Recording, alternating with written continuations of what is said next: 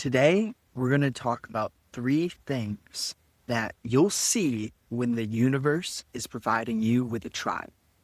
And one, number one is essentially that you're going to walk into situations that have a clear beauty, but also come with the opposite, the pain, the invitation for you to either run or be strong.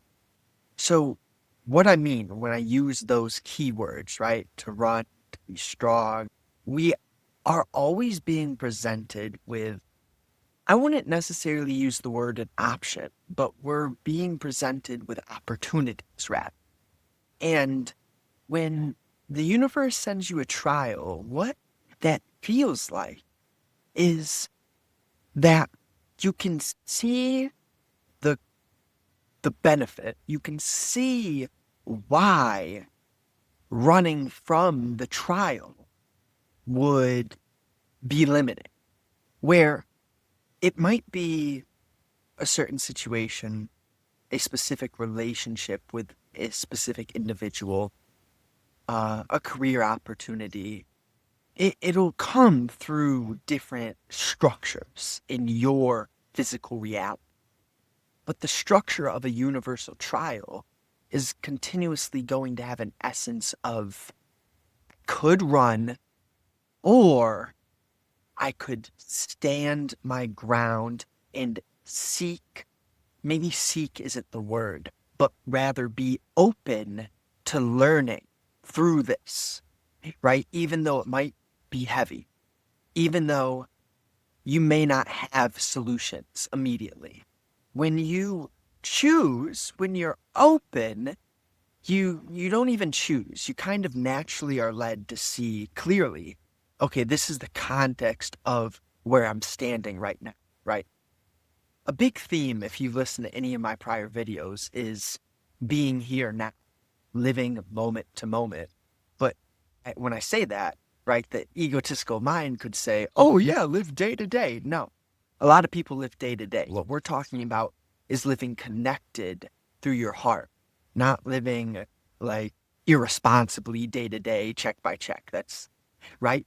So this is also hinting at part of the trap of language, of communication, because we're human beings. Right here, I'm sitting here, I'm doing my best. I'm using words to share something that is beyond the words. The words are just hinting at the story, maybe, the essence of learning. So what needs to happen when you see that the universe is presenting you with a trial and things feel heavy, but you know you can't run? So that's number one, right? The heaviness of the trial, it will always come through a structure. The three structures I labeled or listed earlier, but there's many other ones.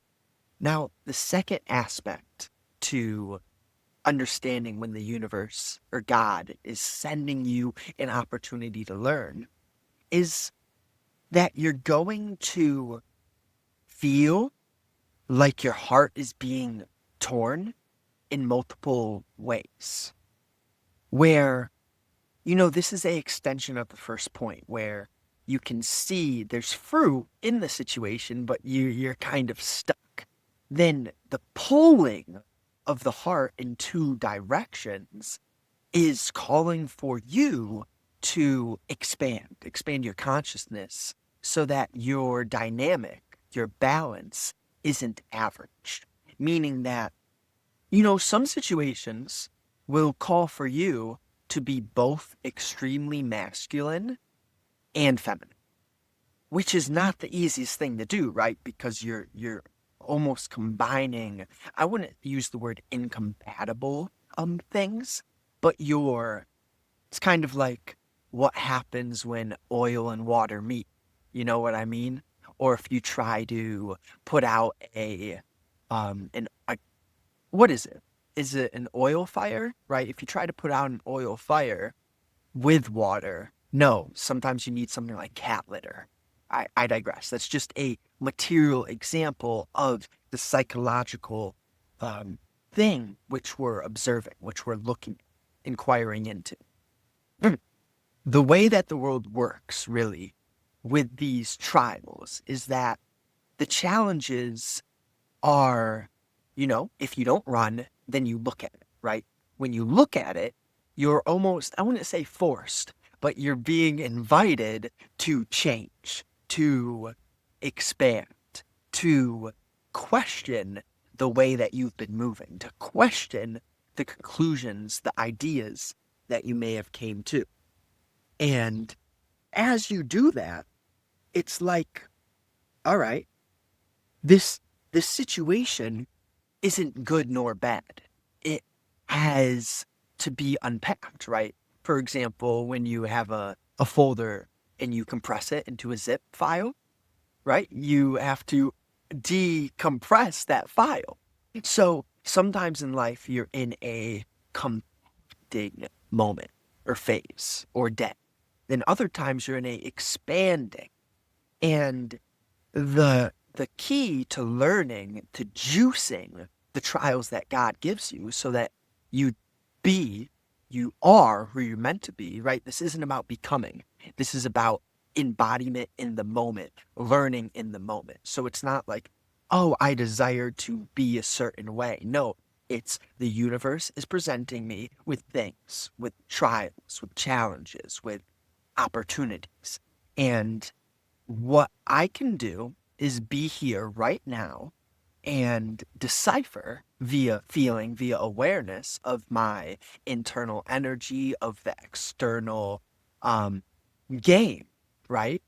For example, internal energy could be that's there. Then you throw the pebble. That's the integration, right? It may have started internal. Oh, I'm going to throw this pebble. Then you throw the pebble, and then it creates ripples. The world's constantly doing.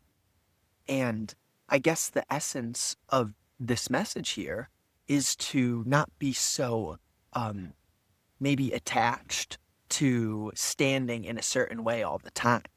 If you can let God's trials change you, you're onto something because it's that honesty about what we are, where we need to change, observing what we've created in our life that deepens you, that expands you, and that changes the world. So, what would be the third point?